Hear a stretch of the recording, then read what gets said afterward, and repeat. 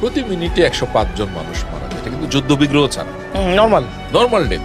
হ্যাঁ, স্বাভাবিক মৃত্যু 105 জন প্রতি মিনিটে মারা যাচ্ছে। প্রতি মিনিটে 105 জন মানুষ মারা যাচ্ছে। আপনি যদি 8 ঘন্টা ঘুমিয়ে থাকেন, ক্যালকুলেট করলে 50,000 প্লাস লোক চলে গেছে পৃথিবী।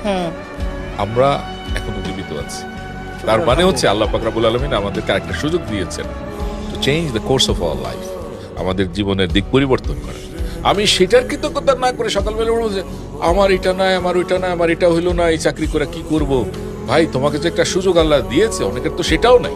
তো যেটা আছে সেটাকেই যদি আপনি ধরে আঁকড়ে আল্লাহর উপরে 100% তাওয়াক্কুল করে যদি আপনি করেন, দেখেন কোরআনের 90 জায়গায় আল্লাহ বলছে যে রিজিকের ব্যবস্থাটা আমি করি, টেনশন করো না। কিন্তু আমরা না শয়তানের আশাসে পড়ে, আমাদের শয়তান এসে কানের মধ্যে বলে, হাই হাই কেমনে খাবি, কেমনে চলবি, কেমনে করবি।